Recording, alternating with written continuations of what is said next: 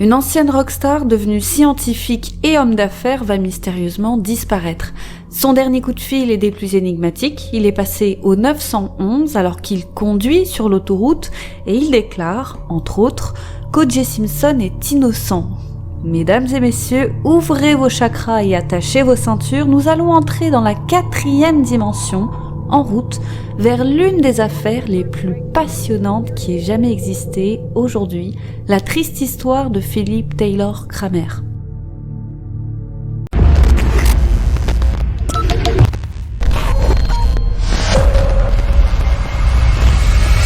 Direction les années 70, nouvelles mœurs, nouveaux codes, un nouveau genre de musique débarque, le rock psychédélique, et un groupe va connaître un grand succès en 1968, les Iron Butterfly, avec leur chanson In Gada da Vida, issue de leur album éponyme. Le groupe va connaître beaucoup de changements avec le départ de membres, aussitôt remplacés par de nouveaux, et en 1974 arrive un nouveau bassiste, le talentueux Philip Taylor Kramer, alors âgé de 22 ans. Une vie de rockstar s'ouvre alors à Kramer. Au fur et à mesure des albums et des concerts, l'attrait pour le groupe s'essouffle, les salles ont du mal à se remplir à tel point que le groupe décide de se séparer. Mais certains vont poursuivre l'aventure à l'image de Kramer et d'un autre membre fondateur du groupe, un certain Ron Bushy, qui vont continuer au travers d'autres formations telles que Magic ou encore Gold entre 1977 et 1980. Mais voilà, les choses ne s'arrangent pas, tellement pas que Kramer, le bassiste, celui dont nous allons vous raconter l'histoire aujourd'hui, décide de quitter le milieu musical. Nous sommes alors en 1980 pour revenir à sa première passion, les sciences. Kramer tient cette passion de son père, Ray, qui était professeur de génie électrique et un professeur réputé. Taylor Kramer s'était très tôt dans sa vie intéressé aux sciences et notamment aux mathématiques. Son truc à lui, c'était surtout les théorèmes de mathématiques et il était doué. En 1964, à l'âge de 12 ans seulement, il avait remporté un concours scientifique en construisant un laser avec un faisceau assez fort pour faire éclater un ballon. Il faut savoir que le premier laser avait fait son apparition seulement 4 ans avant. C'était alors un exploit. Alors, le petit Kramer était doué, très doué, et à l'adolescence, il s'est passionné pour la musique, mettant de côté son amour des sciences, même s'il est vrai qu'entre deux impros, il ne pouvait s'empêcher de résoudre tout un tas d'équations. Les sciences n'étaient jamais très loin. Alors quand il a mis un terme à sa carrière de musicien, c'est tout naturellement qu'il est retourné vers ses premiers amours, les sciences. Il a ainsi repris ses études et obtenu un diplôme en aérospatial. Il va commencer sa carrière en rejoignant le ministère de la Défense américain. Il va ainsi travailler dans toutes sortes de recherches et de développement, notamment sur le système de guidage du missile MX. Mais lassé en 1986, à l'âge de 34 ans, il démissionne. Il veut désormais travailler pour lui-même. En 1990, à l'âge de 38 ans, il cofonde la Total Multimedia Inc., surnommée TMM, avec entre autres Randy Jackson, qui n'est autre que le frère de Michael Jackson et qui avait fait partie des Jackson 5.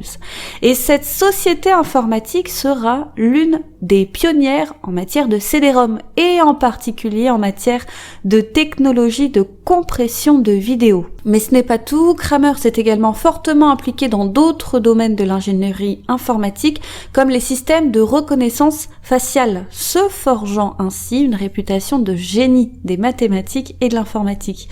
Il était alors considéré comme un visionnaire et il adorait sortir des sentiers battus. Il va également développer la société Soft Video, toujours basée sur le système de compression fractale, etc., etc. Et son rêve le plus fou était de mettre un jour au point un système de communication plus rapide que la lumière. Kramer est quelqu'un de positif, c'est un travailleur acharné, il travaillait jusqu'à 15 heures par jour sans jamais se fatiguer. Et côté vie privée, tout va bien. Il s'est marié à la belle Jennifer et a eu 2 beaux enfants. Et rien ne prédestine Kramer au funeste destin qui l'attend. Car donc voilà qu'après des débuts prometteurs, en 1994, ces sociétés battent de l'aile. Et pour éviter la faillite, il faut une refonte en profondeur, notamment de la société TMM. De nouveaux dirigeants sont alors embauché et cette presque faillite va bouleverser Kramer. Il y avait mis tant d'énergie et tant d'espoir et c'est à ce moment qu'il sera initié aux croyances New Age par Peter Olson qui vient alors d'être recruté pour diriger l'entreprise. Olson lui avait conseillé le livre The Celestine Prophecy de James Redfield. Cette fiction traite de diverses idées psychologiques et spirituelles, exploitant l'énergie mystique, les champs d'énergie et les vibrations pour changer sa vie et passer à un niveau d'existence supérieur. Mais ça, on y reviendra plus tard et en détail. Et puis forcément, Kramer, qui avait un train de vie confortable, doit désormais faire face à des problèmes d'argent. Mais il est loin d'être ruiné, soyons clairs, TMM brasse des millions et des millions, alors les problèmes d'argent de Kramer n'ont rien à voir avec les problèmes d'argent du commun des mortels. Mais tout cela n'empêchait pas Kramer de poursuivre ses recherches. À cette période, il expliquait à ses proches qu'il travaillait sur des technologies révolutionnaires comme la compression de données qui permettrait par exemple d'aider dans les recherches de personnes disparues. Il avait ainsi expliqué à sa femme que si sa technologie aboutissait, elle permettrait par exemple, à partir d'un simple fragment de photo, de retrouver un enfant disparu en quelques secondes et parmi des milliers et des milliers de personnes. Et c'est à ce moment, après les coups durs des presque faillites successives et autres redressements, que d'après ses proches, la santé mentale de Kramer a commencé à décliner. Il semblait par moments désemparé et très triste. Mais encore une fois, rien n'arrêtait sa détermination. C'est un passionné.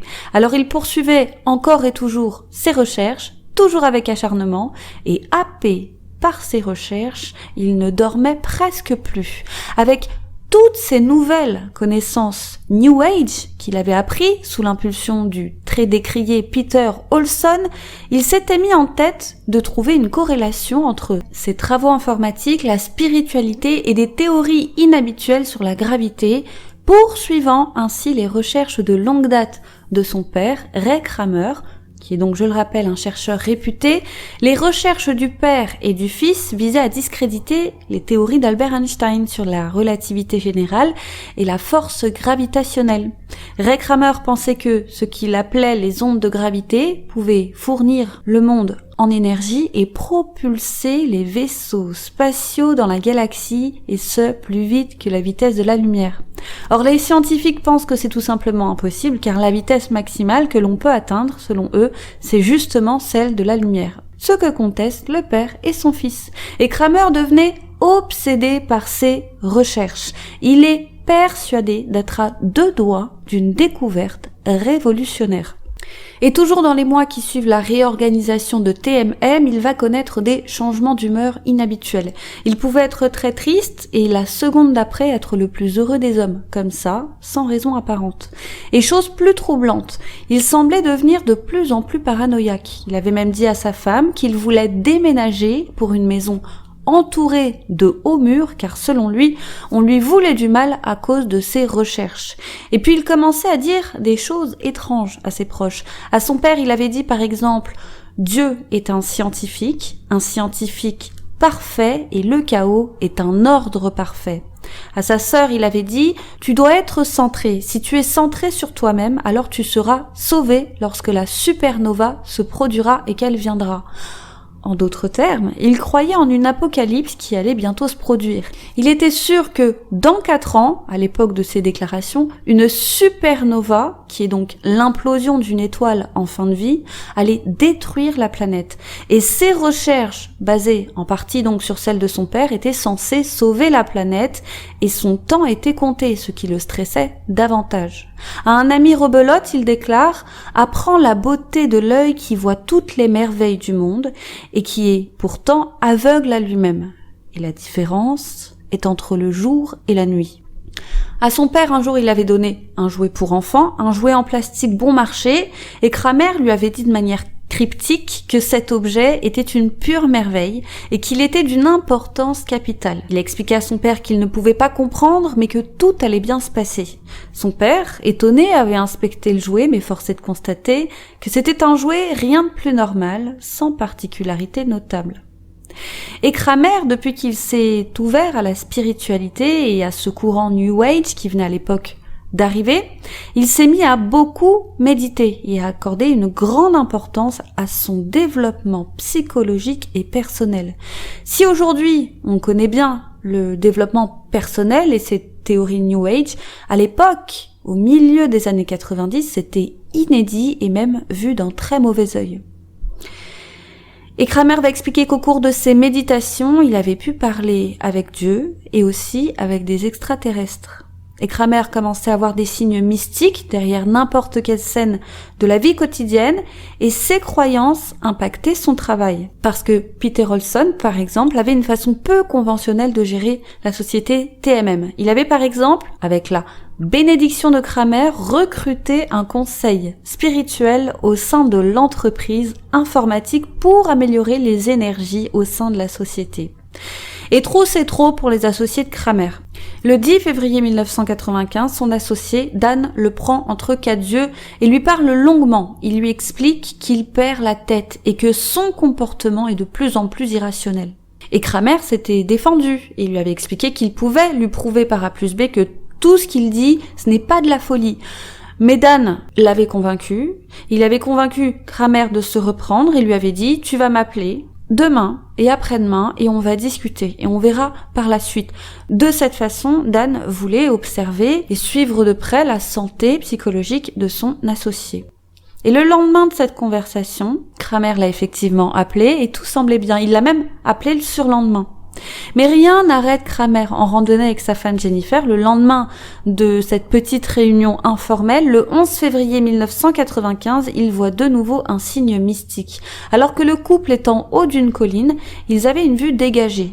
Le collège à côté de leur maison avait une croix et Kramer l'a remarqué et a dit à sa femme « Regarde, notre maison est dans le prolongement de la croix. » Il y voyait un caractère sacré. Et le lendemain de cette randonnée n'est pas n'importe quel jour, c'est le jour de la disparition de Kramer. Nous sommes alors le 12 février 1995 et Kramer a une grosse journée qui l'attend. Après avoir passé le coup de fil promis à son associé, Dan, il embrasse sa femme et quitte sa maison vers 9h du matin pour aller rendre visite à son beau-père, comme prévu. Ce dernier était alors hospitalisé. Puis il s'en va à l'aéroport, il doit récupérer Greg Martini, un associé d'affaires et investisseur, et ensuite il devra récupérer sa femme.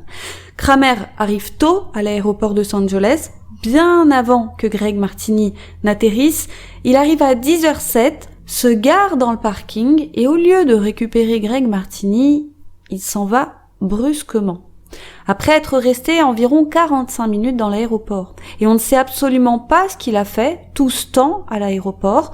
Tout ce que l'on sait, c'est qu'il prend sa voiture, sort du parking, et chose étonnante, plutôt que de payer le parking qui ne coûte que $3, lui qui a de l'argent sur lui, il remplit une reconnaissance de dette de $3 au gardien de sécurité du parking. Il s'engage donc à payer ces $3 plus tard. Bizarre, il a ses cartes bleues sur lui, il est largement en capacité de les payer, ces $3. Ensuite, il prend la route de San Diego en direction de chez lui. Et de sa voiture, il va passer toute une série d'appels énigmatiques à divers proches. Il va appeler à de multiples reprises son ami Ron Bushy, ancien membre des Iron Butterfly. Ce dernier est sur répondeur, alors Kramer va lui laisser un message qui dit « Bush, c'est Tails, je t'aime plus que la vie. » Puis plus rien, le silence. Ron Bushy expliquera que Kramer avait l'air très stressé, effrayé, c'est comme s'il venait de pleurer. Kramer appelle aussi Dan Shield, l'un de ses associés, celui avec qui il avait eu cette sérieuse conversation 2 jours plus tôt, et comme Dan est absent, c'est sa femme qui décroche. Kramer demande si Dan est là, sa femme répond que non, mais elle propose de lui transmettre un message. Taylor lui dit de l'écouter attentivement et de lui répéter à la virgule près ce message. « Je l'aime plus que la vie. » Ensuite, Kramer raccroche.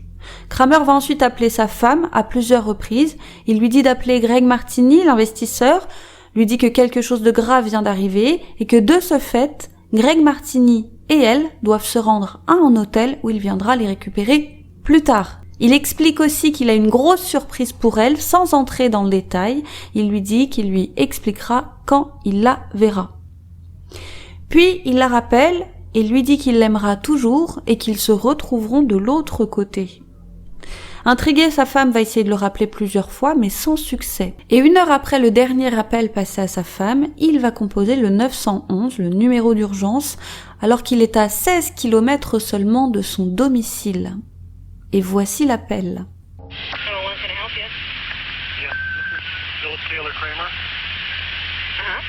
This is 911. Can I help you, sir? Yes, you can. I'm going to kill myself. Okay, what is your name? Hello? Hello? 911, can I help you? 911, puis-je vous aider? Ici Philippe Taylor Kramer. Oui, ici le 911. Que puis-je faire pour vous, monsieur? Écoutez, je vais me suicider, mais avant je voudrais dire à tout le monde que O.J. Simpson est innocent. D'accord, mais quel est votre nom? Allô? Alors avant d'aller plus loin, on va remettre cette affaire dans son contexte. Le joueur de football américain O.J. Simpson est accusé d'un double meurtre ayant eu lieu le 12 juin 1994, soit 8 mois avant le coup de fil de Kramer. Il est accusé d'avoir tué son ex-femme, Nicole Brown Simpson, et un ami à elle, Ronald Goldman. Et le procès le plus médiatisé de l'histoire américaine a commencé le 23 janvier 1995 à Los Angeles, soit une poignée de jours avant cet appel de Kramer au 911, en sachant qu'il se déroule dans la même ville où Kramer se trouve. Alors dites-vous que lorsque Kramer passe cet appel, le procès fait alors quotidiennement la une des journaux. Les Américains sont donc constamment abreuvés d'informations concernant cette affaire. Elle passe à la radio, dans les journaux, à la télévision, presque 24 heures sur 24. Et le verdict, qui pour information innocentera O.J. Simpson, n'est pas encore rendu au moment de l'appel, le procès étant toujours en cours. Et donc pour en revenir à notre histoire, Kramer était alors en train de conduire au moment où il a laissé son message au 911 et après, plus de son, plus d'images, personne ne reverra Kramer. Il disparaît de la surface de la Terre et ses cartes bleues ne seront plus jamais utilisées. Et donc bien évidemment, il n'est jamais arrivé à l'hôtel où il avait donné rendez-vous à sa femme et à son investisseur. Le soir même, sa famille inquiète appelle la police et le mystère commence. Où est passé Taylor? Kramer, il avait alors 42 ans. Des recherches massives à travers la région vont être lancées, des appels à témoins diffusés. Un homme qui disparaît avec son véhicule, imposant, en l'occurrence, c'est une mini-fourgonnette Ford Aerostar, ça ne peut pas passer inaperçu, mais rien. Et la famille, avec l'aide de proches, vont même engager un détective privé 2 jours après la disparition. Et il y a bien quelques pistes ici et là. Fin février, l'employé d'un prêteur sur gage est sûr de l'avoir vu. Et il est vu aussi dans le parc Kenauga. Une femme et sa fille disent également l'avoir vu à peu près au même moment lors d'un vide-grenier, mais malheureusement, toutes ces pistes ne mènent nulle part. Kramer reste introuvable. Puis voilà que 2 semaines après la disparition, le 28 février, la femme de Kramer reçoit un appel. Elle entend au bout du fil « Bonjour, bonjour », puis ça coupe. Alors je ne sais pas sur quel ton ont été dit ces bonjours. Elle en est sûre, cette voix, c'est celle de son mari. C'est Kramer qui vient de l'appeler. La pauvre est complètement déboussolée. Elle transmet l'information aux policiers qui redoublent d'efforts pour retrouver le disparu, mais en vain. Et ce sera là la dernière manifestation de Kramer, si c'est bien lui.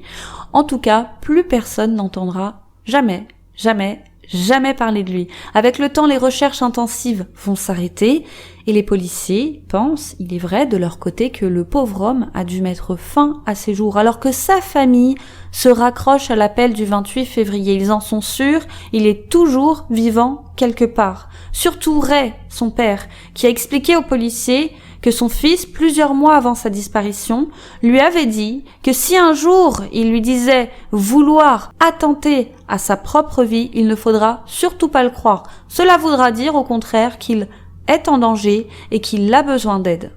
Ray a expliqué que son fils lui avait même dit être en danger et qu'il était sans arrêt sollicité par des personnes concernant ses travaux, qu'il était la cible de certaines personnes qui voulaient les résultats de son travail, de ses recherches révolutionnaires qui, rappelez-vous, comprenaient des travaux sur des communications plus rapides que la lumière et même des voyages plus rapides que la lumière.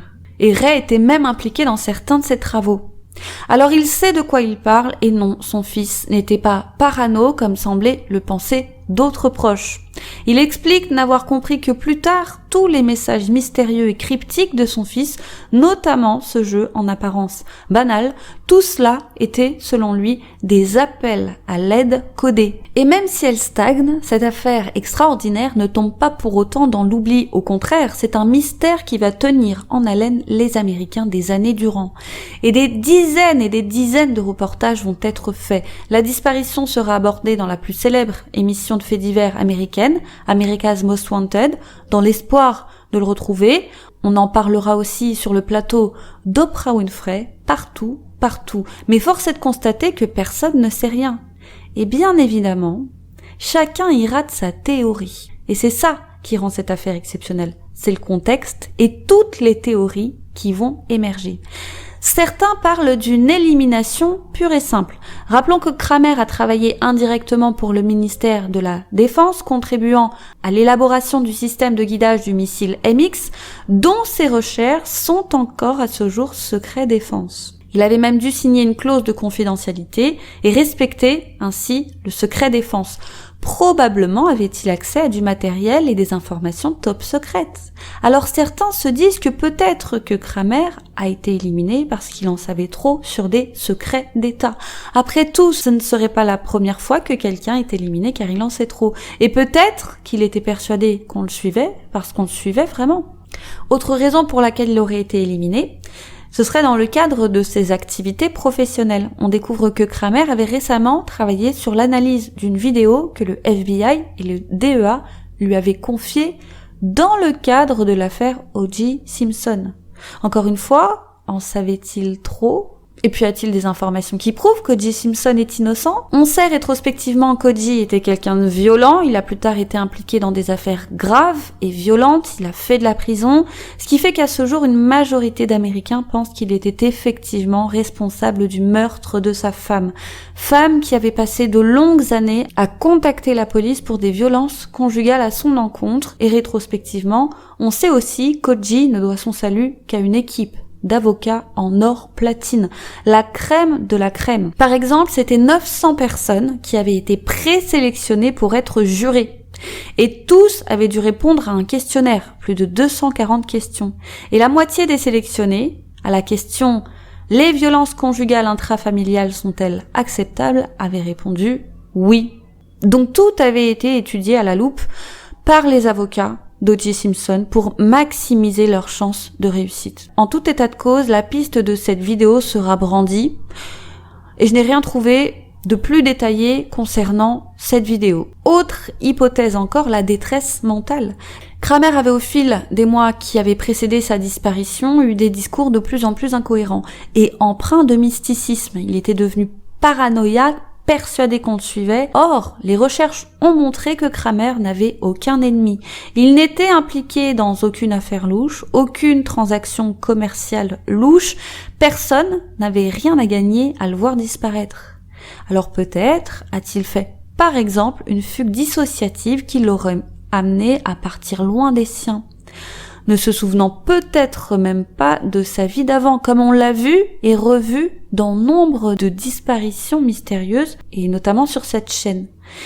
Et autre sous-branche de cette théorie, celle de Peter Olson. Il était comparé à une sorte de gourou, et il était hypnotiseur à ses heures perdues. Et Kramer avait nombre de fois participé à des séances d'hypnose. Alors peut-être que ce Olson a déréglé l'esprit de Kramer. Vous savez, comme dans le film Get Out. Peut-être qu'en quelque sorte, il avait déréglé les capacités mentales de Kramer, qui aurait entraîné une fugue dissociative ou que sais-je encore. En tout cas, c'est ce que certains proches pensent. Autre hypothèse, contrairement à ce que disait la police, celle de l'argent. Kramer s'était opposé à une transaction de plus d'1 million de dollars en interne à TMM qui a finalement été effectuée une fois qu'il n'était plus là. La police a étudié l'affaire mais l'a rapidement refermée, manque de preuves.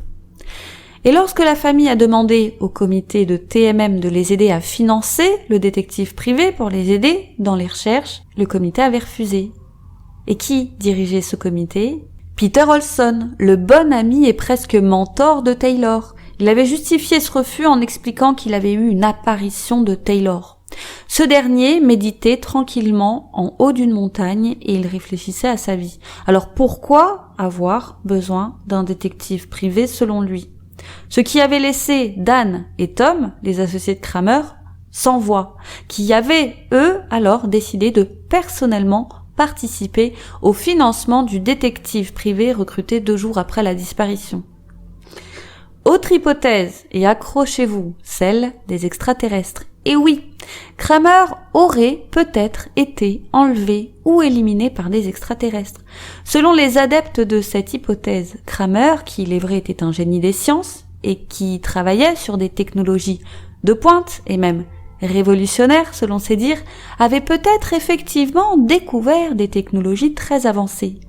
Et cette hypothèse part du postulat de base que les extraterrestres sont parmi nous avec l'accord du gouvernement, mais qu'ils se cachent. Pour éviter un cataclysme, il faut préparer la population à cette nouvelle, ce qui expliquerait selon certains la déclassification récente de certains documents top secrets dont on avait parlé de la CIA concernant d'objets volants non identifiés. Ce serait là le premier pas vers la divulgation de la vérité auquel le peuple n'est pas encore prêt, mais qu'on prépare. Et les extraterrestres auraient jugé que le monde n'était pas prêt à disposer de cette nouvelle technologie que Kramer aurait découvert.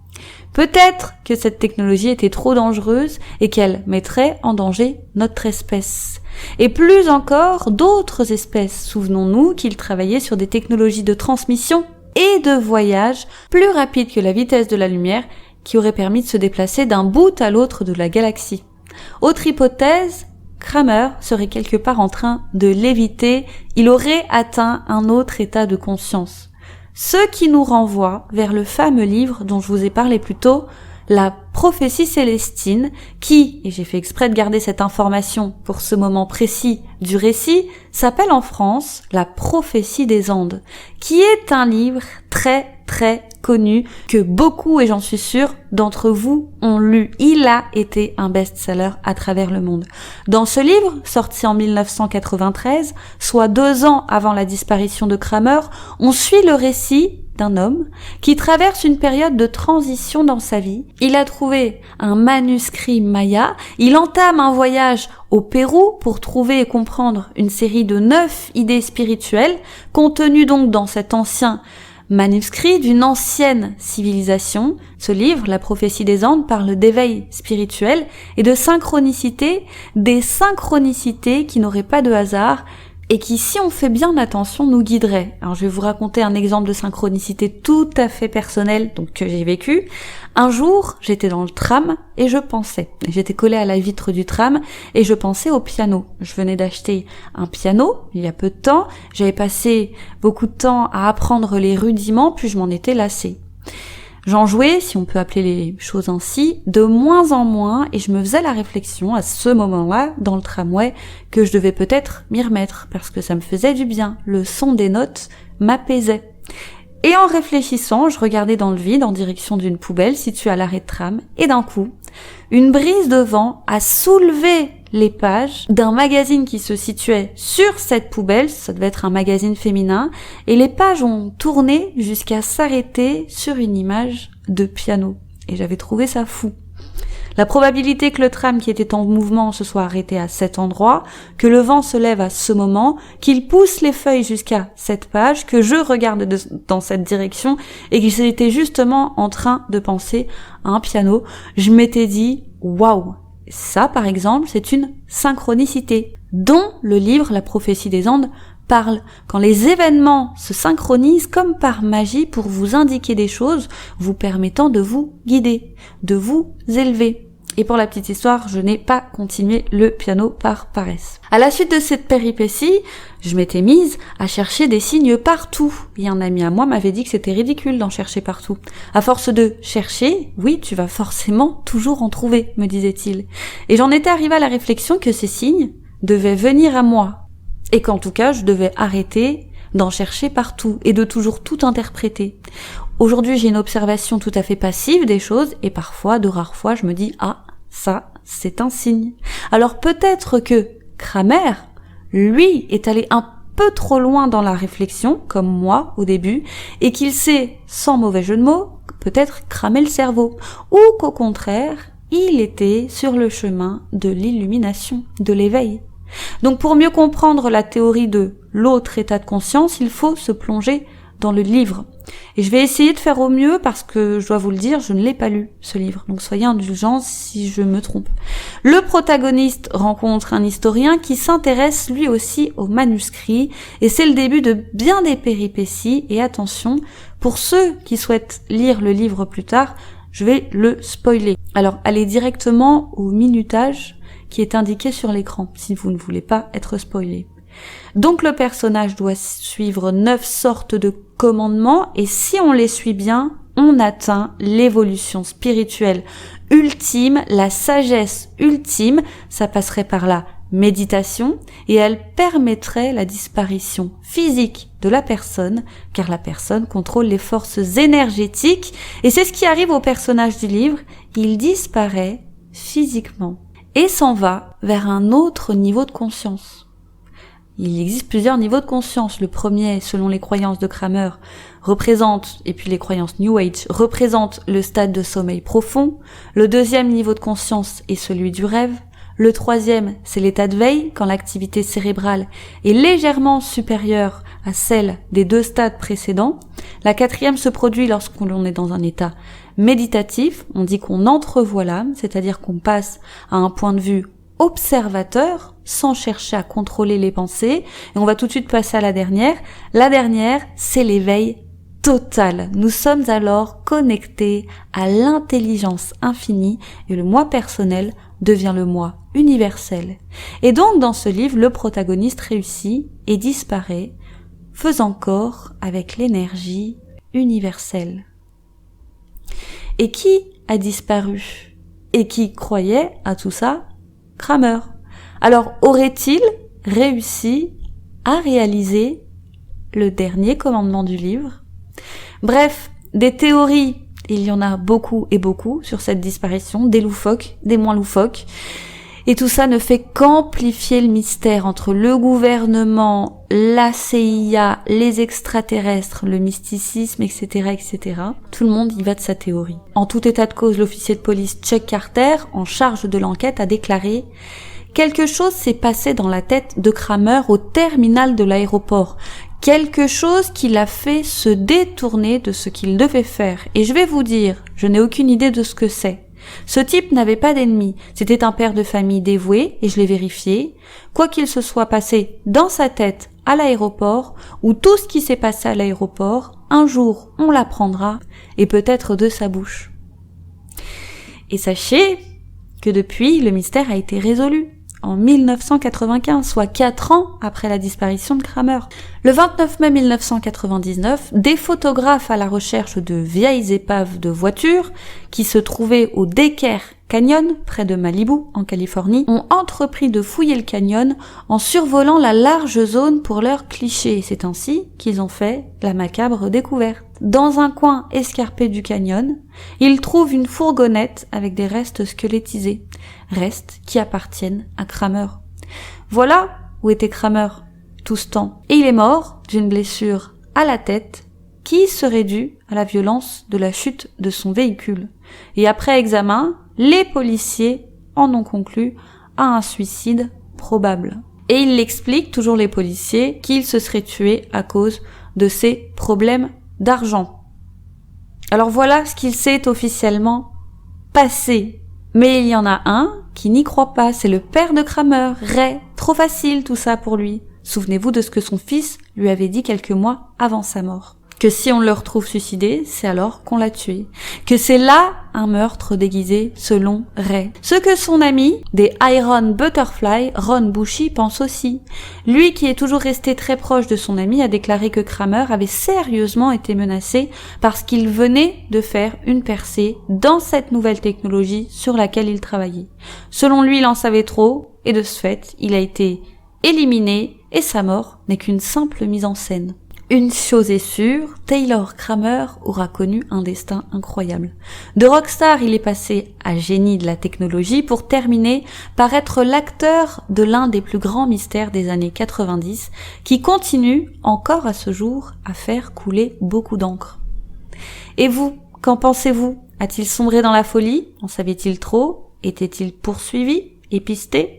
Dites-nous ce que vous en avez pensé en commentaire. Moi, j'ai trouvé cette affaire passionnante. Il y a des affaires comme ça qui nous marquent plus que d'autres et celle-ci, je m'en souviendrai. N'hésitez pas à nous laisser un petit pouce vers le haut si vous avez aimé cette vidéo. N'hésitez pas à faire également un tour sur notre Instagram, les YouCrim Sisters, sur notre Tipeee également. Merci à tous les tipeurs comme toujours. Quant à moi, je vous dis à très vite sur YouCrim pour une autre triste histoire.